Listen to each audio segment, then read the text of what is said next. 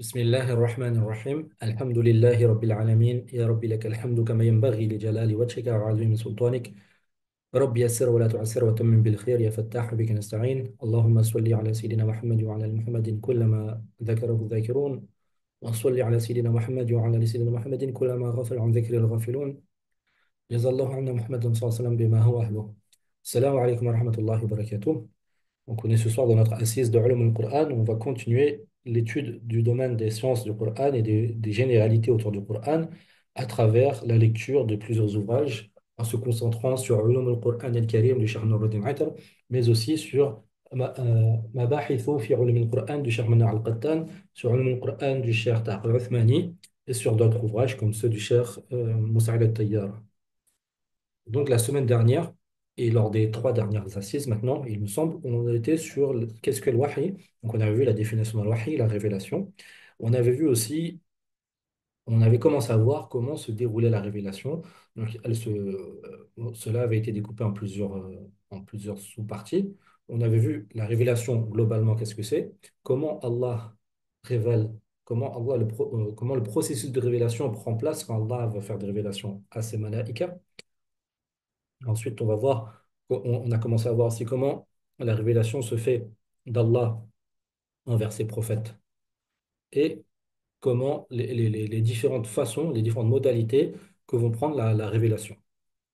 Et donc, on s'était concentré la semaine dernière surtout sur le livre de Cheikh Manna al-Qattan.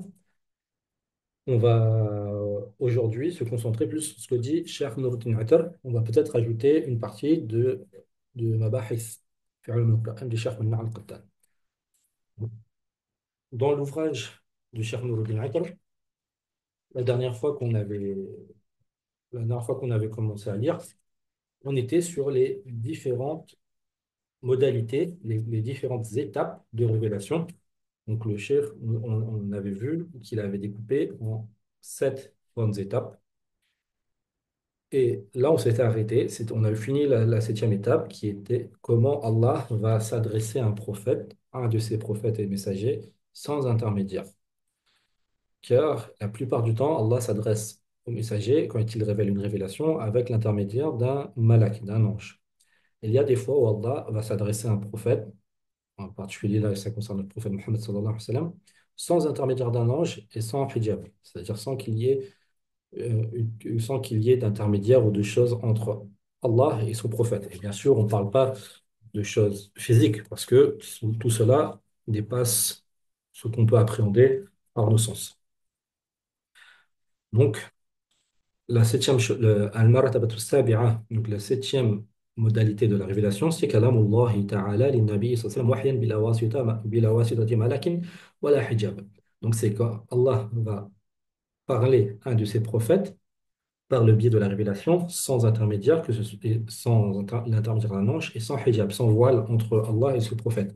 كما أوحاه إلى النبي صلى الله عليه وسلم ليلة المعراج وهو فوق السماوات من فرض الصلوات ومضاعفة الحسنات الحسنة بعشر أمثالها.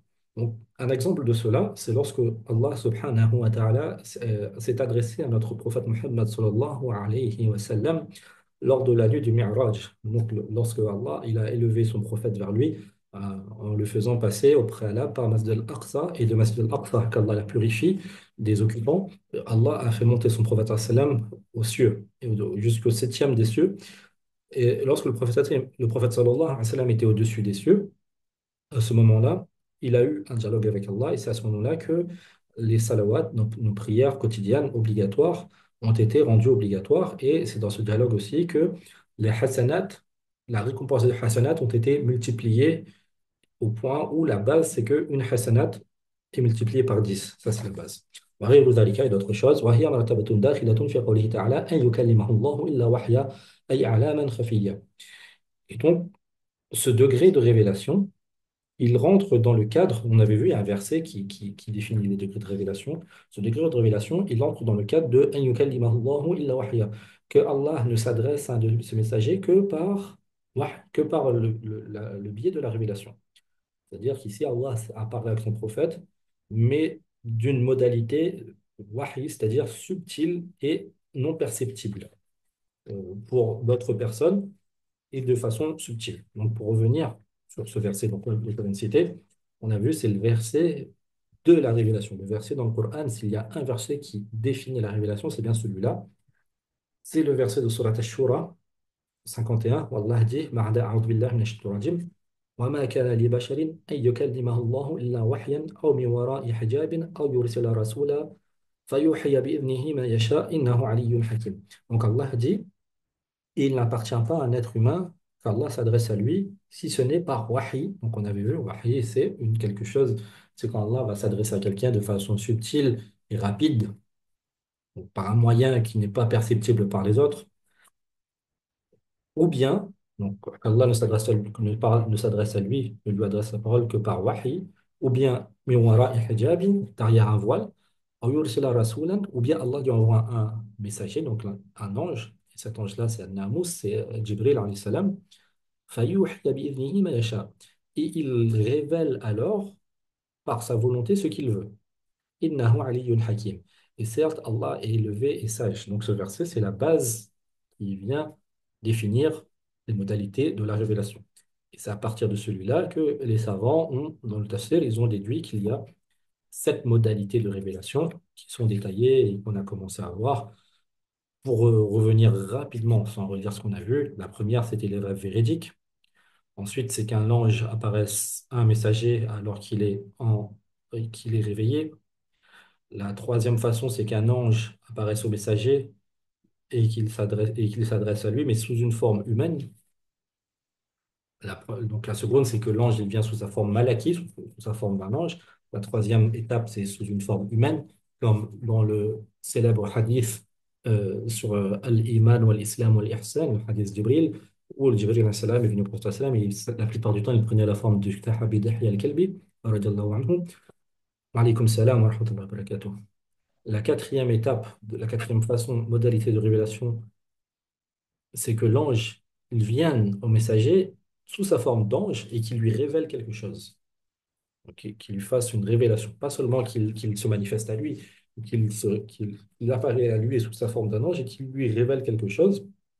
On avait vu que cette modalité, lorsque l'ange apparaissait au prophète sallam et lui révélait quelque chose, cette révélation était pour le prophète sallam comme les tintements d'une chaîne ou de cloche, c'est-à-dire que c'était des bruits continus. Mufti Uthmani et d'autres savants, Ibn Hajar, etc., ils expliquent que c'est comme le bruit d'une chaîne qui est frappée sur une roche. Donc c'est un phénomène qui dépasse ce qu'on peut comprendre, mais c'est comme ça que il y a un tafsir, c'est expliqué.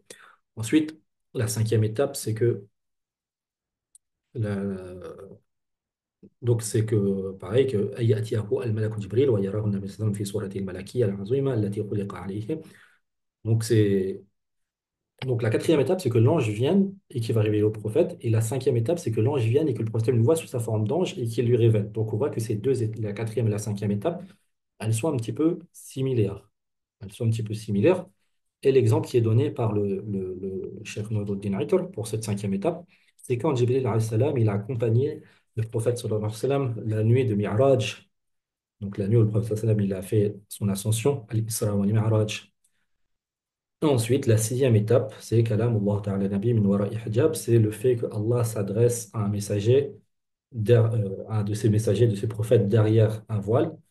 Et l'exemple cité par Cheikh Nouruddin Aitor, c'est ce qui arrivait toujours lors de l'année du Mi'raj, quand Allah subhanahu wa ta'ala s'est adressé à son prophète et que il lui a dit ahkamtu farirati wa khaffaftu ala ibadi, qui lui a dit qu'il a perfectionné les obligations qu'il a données à ses serviteurs et il a diminué la difficulté pour ses serviteurs. Et c'est aussi le cas quand Allah s'est adressé à Moussa alayhi salam, wa kallama Allah Moussa taklima. Donc Allah dit dans le Coran que Allah s'est adressé à Moussa et qu'il lui a parlé. Donc là, c'était min wara'i hijab, c'est-à-dire sans qu'il y ait de vision. Bien sûr, quand on parle de vision, on sort toute modalité spatio-temporelle. C'est quelque chose, c'est bila kaif.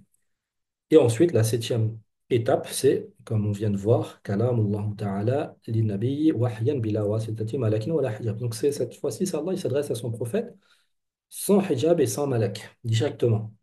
Et ça aussi, c'est ce qu'il y a eu pour le prophète Mohammed sallallahu alayhi wa sallam lors du Mi'raj. Donc on voit que cette ascension nocturne, la nuit de Laylatul Mi'raj, Al-Isra wal Mi'raj, il y a eu quasiment tous les types de révélations cette nuit-là, sauf la modalité où Djibril il vient sous la forme humaine et sans rêve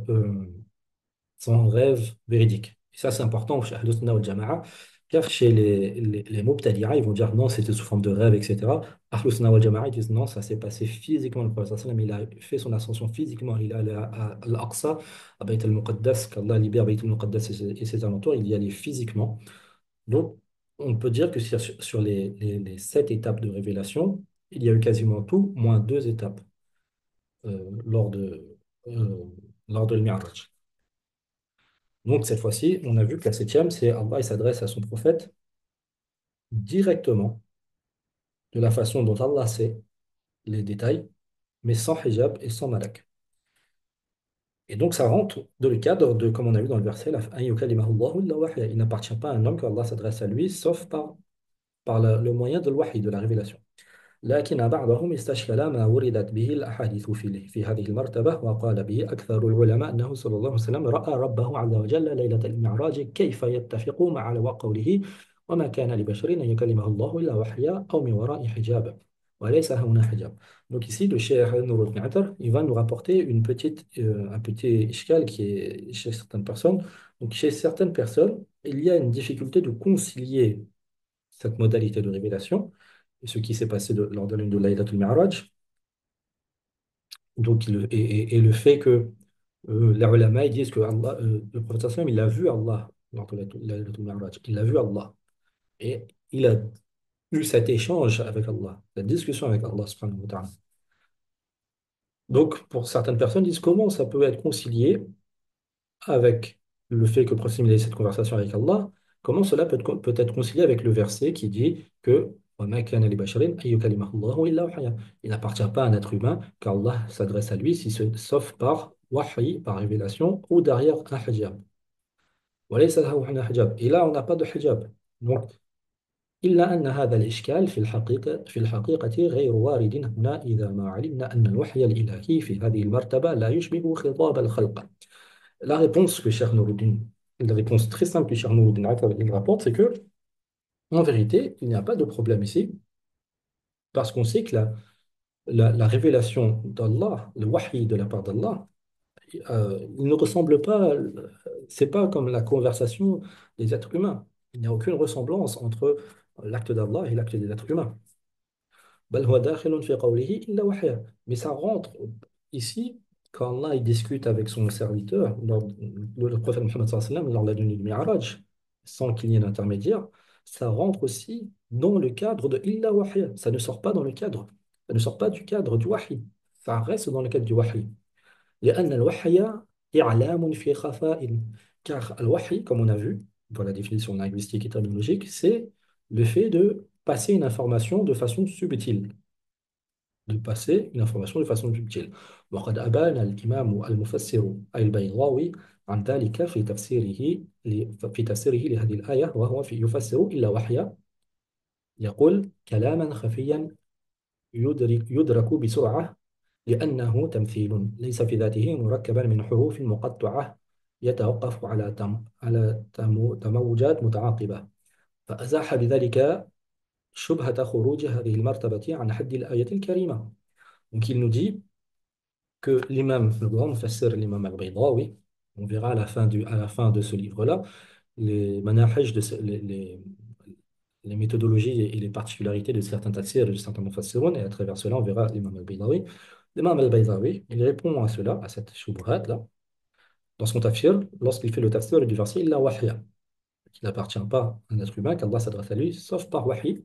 Il dit que ici, wahya, ça signifie kalaman khafiyan yudraku bisura. C'est une parole, c'est un propos qui est subtil et qui est appréhendé de façon rapide et subtile, et de façon à ce que cela ne peut être compris que par l'interlocuteur, comme on a vu dans les définitions de l'wahi. C'est pour ça que c'est très important de revenir tout le temps à cette définition de wahi, propos rapide, subtil, qui est compris que par la personne qui est visée. et d'une modalité qui n'est connue que par Allah. لأنه تمثيل. Quand on dit ça, c'est pour représenter la chose. Ça ne signifie pas que ليس في ذاته مركبا من حروف مقطعة. Ça ne signifie pas que c'était une discussion avec des paroles qui sortent qui sortent des lettres, etc. Avec des sons qui sortent à la suite de l'autre, mais c'est d'une façon que seul Allah sait. Allah s'est adressé à ses prophètes, à son prophète Mohammed sallallahu alayhi wa sallam, mais pas d'une façon comme un être humain va s'adresser à un être humain, mais plutôt par la façon de l'wahi, la façon de la révélation. Et donc, ça ne sort pas du cadre de ce verset où Allah dit illa wahya. C'est important aussi aussi ça rejoint ça rejoint le sujet de l'aqida. Il n'y a absolument aucune ressemblance entre le fi'l de Allah et le fi'l des êtres humains, et que tout ce qui nous expliquait, c'est juste pour qu'on puisse se comprendre la chose, pour qu'on puisse se représenter, pas de façon physique, mais qu'on puisse se représenter et appréhender cette chose-là. Mais c'est pas, il n'y a pas une discussion comme il y a une discussion entre deux êtres humains. Donc c'est pour ça que illa wahya, c'est important. Illa wahya, cette exception ici, dans le cadre de la discussion qu'il y a eu les Ma'raj entre Allah subhanahu wa ta'ala et son prophète Mohammed sallallahu alayhi wa sallam, ça reste dans le cadre d'illa wahya. Donc ici, c'est la réponse de l'imam al-Baydawi et du Cheikh Nuruddin Atar sur cette shubuhat de certains qui n'arrivent pas à concilier le fait que Allah a dit qu'il ne parle pas à ses messagers sans hijab et sans wahi, et comment concilier cela avec le fait que Allah, il a vu, que le prophète sallam a vu Allah. Le prophète sallam, il a vu Allah. Ça, il n'y a aucun doute chez Ahl Sunnah wal Jama'a. Les modalités, Allahu a'lam. On ne rentre pas dans ce sujet-là. Pareil pour la conversation qu'il y a eu, c'était par wahi, et les modalités, on ne rentre pas dans ce sujet-là. Ensuite, mazahirul wahi. Donc, les formes de la révélation. On a vu les modalités, et là, on va voir les formes de la révélation. Et ici, ça va recouper un petit peu avec ce qu'on avait vu dans le livre de Sharman al-Qattan, Mabahithu fi ulum al-Qur'an, mais toute chose qui est répétée, kullu ma takarrara, taqarrara. Donc, toute chose qui est répétée, elle va s'ancrer. C'est pour ça qu'il va des fois y avoir des répétitions avec des précisions en plus. Donc, c'est important de revoir ces choses en permanence. والوحي في أي مرتبة من مراتبه أمر عظيم يقتضي من الإنسان أن يتجاوز حدود المادة وعالم الشهادة ليتصل بالملائكة وعالم الغيب. وذلك يقتضي من صاحبه استعدادا يهيئه الله تعالى في أولئك الأخيار الذين اصطفاهم من خلقه لهذه المنزلة. Donc il nous dit que la révélation, maintenant il faut bien qu'on se mette en tête que la révélation, ce n'est pas un simple mot, c'est un processus. Quand Allah il décide de révéler quelque chose, on l'a vu, il y a tout un processus qui se met en marche dans les cieux. Les cieux, ils sont foudroyés, les anges sont foudroyés, ils tombent en soujud devant Allah subhanahu wa ta'ala. Bon, si on peut se permettre de dire, c'est le branle-bas de combat dans les cieux. Les malaïkas, ils sont dans un état de khushu' intense devant Allah. Ce n'est pas une simple chose. À chaque fois qu'il y a wahi, il y a un phénomène exceptionnel dans le ciel. Et c'est pour ça qu'il faut rendre grâce à Allah, qu'Allah nous a comptés parmi ceux qui croient dans ce wahi. Allah nous a spécifié, nous les musulmans, d'avoir la dernière de ces révélations. Et donc, il faut bien qu'on lit le Coran, qu'on se rend compte que ce Coran, il n'est pas arrivé comme ça. Il y a eu un wahi, c'est quelque chose d'immense. Allah a dit que si ça descend sur les montagnes, elles ne peuvent pas le recevoir. Et nous, on le reçoit. Donc, le wahi, dans toutes ces étapes qu'on a vues, donc les sept catégories de wahi, de façon qu'il y ait wahi, c'est une chose immense, c'est une chose importante, c'est une chose incommensurable. Et là, le mot incommensurable, il est vrai, il prend vraiment son importance. C'est-à-dire, on n'arrive pas à... Tout ce qu'on voit, tout ce que les ulama ils ont dit, c'est pour nous aider à comprendre, mais c'est une chose qui dépasse l'être humain, qui dépasse ce que l'être humain peut comprendre. Donc le wahi est une chose immense qui implique que l'être humain dépasse les frontières du matériel, de la matière. Il dépasse le alam shahada, le monde visible. يتصل بالملائكة وعالم الغيب. Et il dépasse, c'est-à-dire qu'il sort de cette vision 3D du monde autour de lui, il sort de la vision purement matérialiste du monde et il vient se lier au monde des malaïkas et au monde de l'invisible. Et c'est pour cela qu'Allah il commence son Coran en surat Baqarah en citant les croyants, ceux qui croient à alladhina yu'minuna bil ghaib. La croyance dans le ghaib, c'est capital pour croire en la révélation et pour croire en Allah. Et croire en Coran, ça implique tout cela. Ça implique de croire en la prophétie de Mohammed sallallahu alayhi wa sallam, notre prophète et messager, qu'Allah nous accorde son intercession. Ça implique de croire en le malaïka. Ça implique de croire en Allah. Donc, quand on étudie le Coran, des fois, ça peut être vu comme un simple sujet intellectuel, mais non, on travaille notre tawhid. Ici, on travaille notre tawhid, on travaille notre iman en Allah. On renforce notre iman en Allah. Et on étudie cela pour vraiment faire partie de ce verset où Allah il définit les croyants, alladhina yu'minuna bil ghaib, ceux qui croient en l'invisible. Donc là, al-wahy, c'est quelque chose, comme on a vu, c'est subtil, donc subtil qui n'est pas visible et qui n'est compréhensible que pour l'interlocuteur. Ensuite, l'interlocuteur il va transmettre l'information. Nous, on n'a pas vu cela, mais on y croit. Et ça, c'est un iman, c'est la foi, c'est le plus profond de la foi. Donc, pour comprendre Al-Wahy, et c'est aussi cela que les chouris ils disent, on peut répondre à toutes les shubuhat qu'on veut sur les shubuhat des malahida, des mulhidoun, des athées, des gens qui ne croient pas en au-delà, des anadira, des hérétiques, etc. On peut répondre de façon intellectuelle, et les musulmans, on a des réponses, alhamdulillah, et c'est pour cela qu'il y a eu ilm al-kalam, etc. On a des réponses à toutes ces shubuhat. Mais pour croire, il y a un préalable, il y a une condition sine qua non préalable, c'est un iman bil ghaib. Si quelqu'un lui apporte toutes les réponses, mais qu'il n'a pas iman bil ghaib, ça ne lui sera d'aucune utilité. C'est pour cela qu'il faut travailler ça. Et qu'il ne faut pas étudier ces matières-là de façon purement académique, mais toujours les lier avec l'iman, avec l'aqida. Et pas seulement l'aqida qui est, entre guillemets, mathématique, avec des définitions, etc. Tout ça, c'est important pour pouvoir répondre et pour avoir comprendre, avoir yaqin, etc. Mais la aqidah, la tazkiyah, c'est ce qui nous permet d'accueillir la révélation. On va voir ici. وذلك يقتضي من صاحبه استعدادا. Donc cela, le fait de croire en, en wahy, en la révélation, cela implique pour la personne une préparation. Isti'adad, une préparation. Allah va préparer ce qu'il a choisi. Oulaïka al-akhyar, ses élus. Alladhina istafahum min khalqihi, qu'il a choisi, qu'il a élu, qu'il a sélectionné parmi sa création, لهذه المنزلة, pour cette énorme place, cet énorme rang qui est le rang de prophétie du messager. Donc, nos prophètes et nos messagers, en particularité le meilleur des hommes et le dernier des messagers, Muhammad sallallahu alayhi wa sallam, Allah, il l'a élu. Et parmi les élus, Allah l'a encore élu parmi les meilleurs et il l'a préparé pour qu'il reçoive la révélation. Et on voit les détails dans la sira de notre prophète Mohammed sallallahu alayhi wa sallam.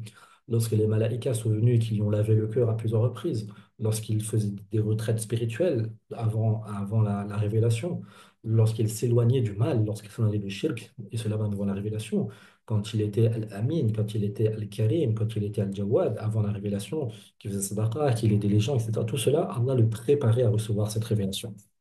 وكثيرا ما كان يحدث للنبي صلى الله عليه وسلم مشقة شديدة في التلقي من الملك. Et c'est une chose lourde aussi cette révélation. Et donc beaucoup de fois, très souvent, lorsque le prophète sallam il recevait la révélation, il était dans un état physique de... C'était difficile physiquement pour lui quand il recevait cette révélation de l'ange, comme on a vu la semaine dernière. Notre mère Aïcha, donc on va revoir ce hadith, mais c'est un hadith central sur les modalités de la révélation. Notre mère Aïcha, radiallahu ta'ala anha, elle dit que Al-Harith ibn Hisham, il a questionné Rasulallah sallallahu alayhi wa sallam. Il lui a demandé, Ya Rasulallah, kayfa ya'tika al-wahy? Oh messager d'Allah, comment te parvient la révélation?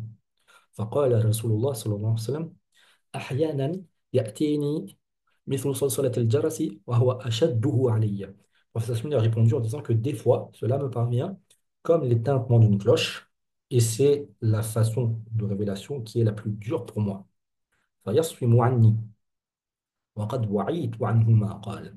Et cela cesse, donc ces tintements qui sont très durs à supporter physiquement pour le prophète cessent, et quand ils cessent, le prophète sallam, en lui, il voit qu'il a tout saisi, tout compris de ce que l'ange lui a révélé. C'est comme ça que le Coran il était révélé. وأحيانا يتمثل لي الملك رجلا فيكلمني فأعي ما يقول. Et des fois, l'ange prend la forme d'un homme, فيكلمني, et il s'adresse à moi, il me parle, فأعي ما يقول. Et je comprends ce qu'il dit. Ici, on voit deux types de révélations parmi les sept qu'on a vus précédemment dans ce hadith. قالت عائشة رضي الله عنها, notre mère Aïcha رضي الله تعالى عنها, elle dit ولقد رأيته ينزل عليه الوحي في اليوم الشديد البرد فيفصم عنه وإن جبينه ليتفصد عرقا. Donc notre mère Aïcha رضي الله عنها, elle dit que je l'ai vu. Donc elle dit je l'ai vu alors que la révélation descendait sur lui et que c'était un jour de froid intense. C'est un jour où il y avait un froid intense.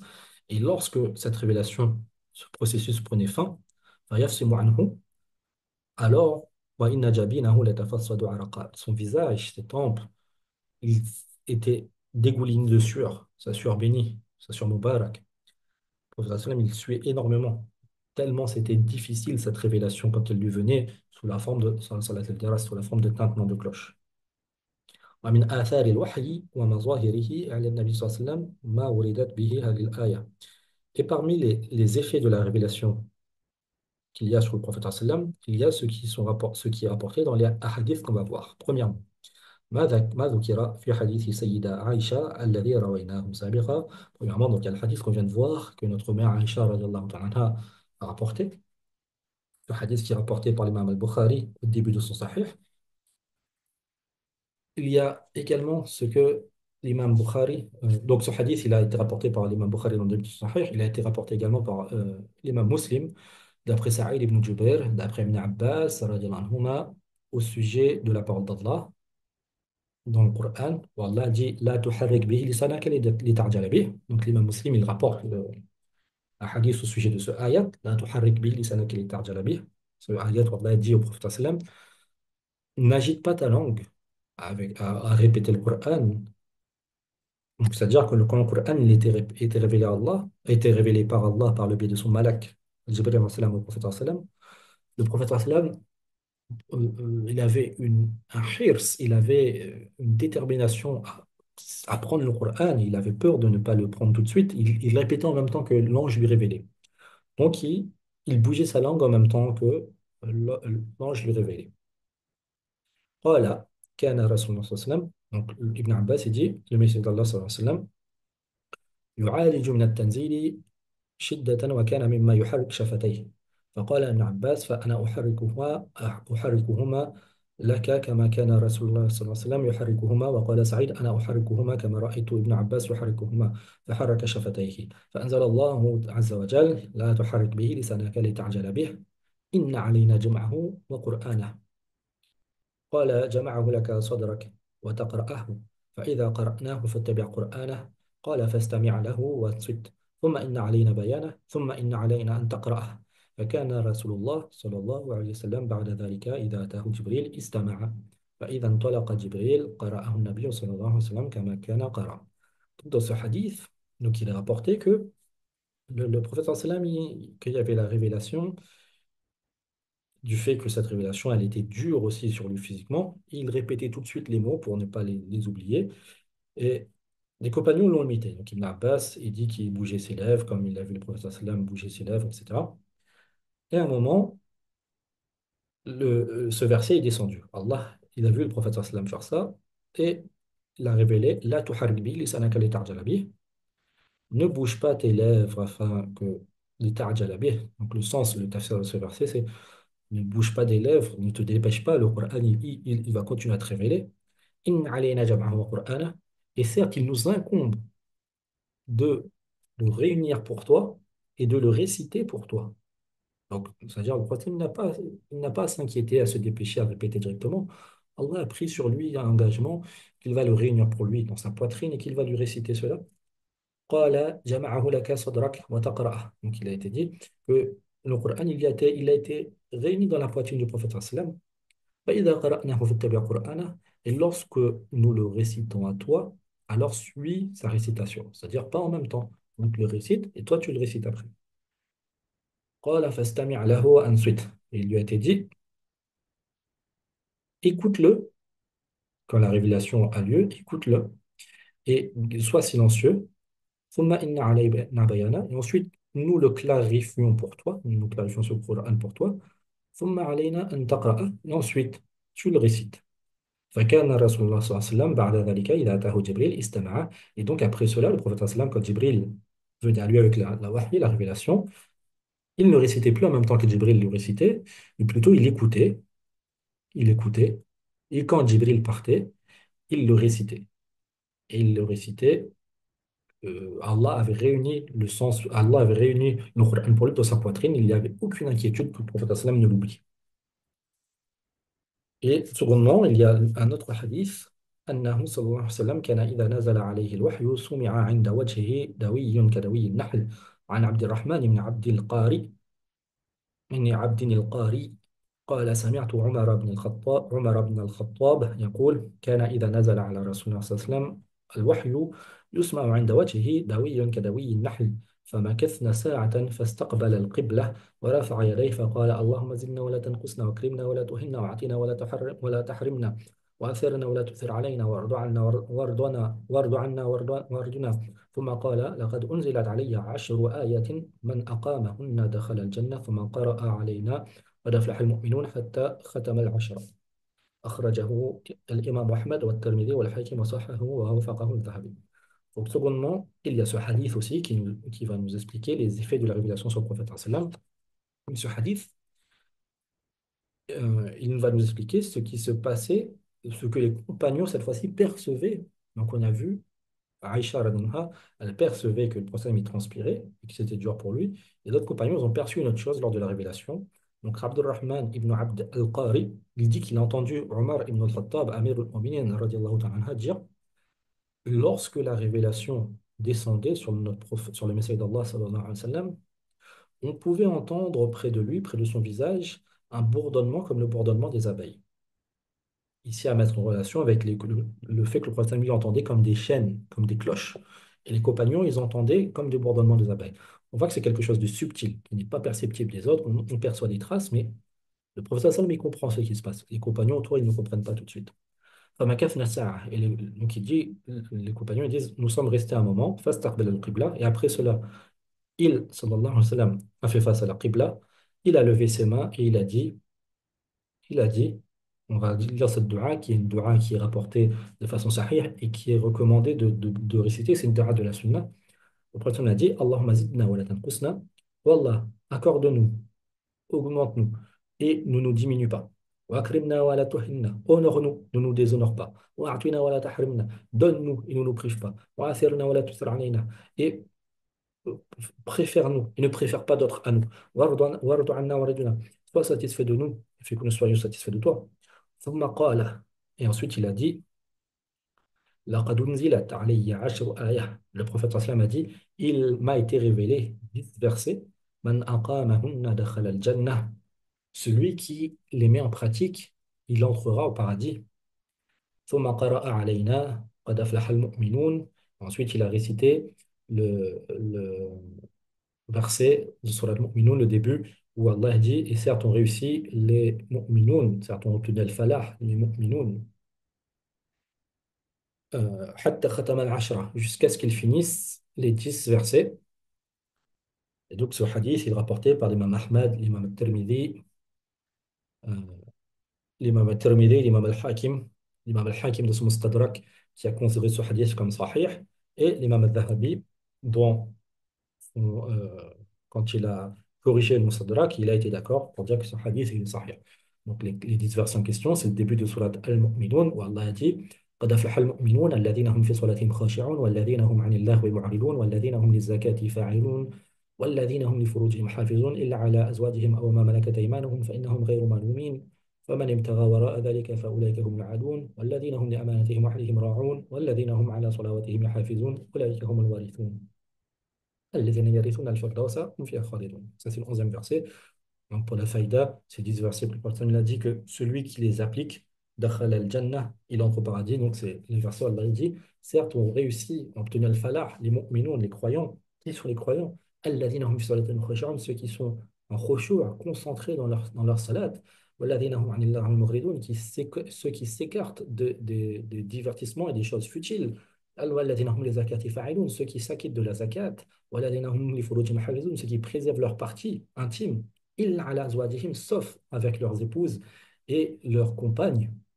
فإنهم غير ملومين, alors ils ne sont pas à blâmer. فمن ابتغى وراء ذلك فأولئك هم العادون. Et quant à ceux qui cherchent au-delà de cela, alors ceux-là sont les transgresseurs. والذين هم لأماناتهم وعهدهم راعون. Et on réussit également ceux qui préservent leur amana et leur pacte. Donc, c'est-à-dire quand ils ont des dépôts, ou quand ils ont des pactes, quand ils ont de leur parole, ils font attention à cela. وَالَّذِينَ هُمْ عَلَى صَلَاتِهِمْ يُحَافِظُونَ. Et ceux qui préservent leur salat, qui font attention à préserver leur salat en leur temps. أُولَٰئِكَ هُمُ الْوَارِثُونَ. Ceux-là sont ceux qui hériteront. الَّذِينَ يَرِثُونَ الْفِرْدَوْسَ هُمْ فِيهَا خَالِدُونَ. Ceux qui hériteront du Firdaus, ils y demeureront éternellement. Qu'Allah nous fasse, nous compte parmi ces mu'minoun et nous donne les qualités de ces mu'minoun, nous accorde al-firdaus. Donc on voit que les compagnons ils percevaient lors de la révélation qu'il y avait comme un bourdonnement, comme le bourdonnement des abeilles autour du prophète sallallahu alayhi wa sallam. On n'aura pas le temps de finir entièrement, on va juste commencer à voir le troisième hadith.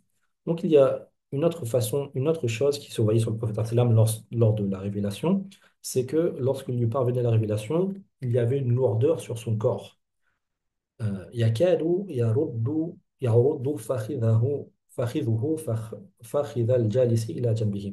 De façon à ce que si sa cuisse, si sa jambe elle touchait la jambe d'un compagnon, quand il lui venait la révélation, sa lampe devenait tellement lourde que c'était presque comme si sa jambe allait casser la cuisse du compagnon qui touchait la cuisse du prophète sallam, de par la lourdeur physique que la révélation faisait sur le prophète sallam. Et cela est rapporté dans le hadith de Zayd ibn Sabit.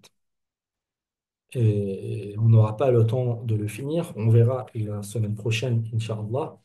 On va finir dans Zahir al-Wahy, dans le livre de Ulum al-Qur'an du Cheikh Nuruddin Atab. On va lire ces quelques réponses aux arguments de ceux qui rejettent la révélation. Ensuite, on passera aux réponses beaucoup plus détaillées que Mufti Othmani il a fait dans son livre et que Cheikh Man'a Qattan a fait dans son livre. Wa sallallahu ala sayyidina Muhammadin wa ala alihi wa sahbihi ajma'in. Et n'oublions pas toujours de profiter de ces assises bénies où le malaïka descend et le rahmat d'Allah descend pour invoquer, pour qu'Allah délivre et donne la nusra, la victoire et le tamkin à nos frères qui sont en Palestine, Gaza, nos frères au Soudan, nos frères partout dans le monde qui souffrent, les musulmans pressés. Subhana rabbika rabbil izzati amma yasifun wa salamun ala al-mursalin walhamdulillahi rabbil alamin. Wassalamu alaykum wa rahmatullahi wa barakatuh.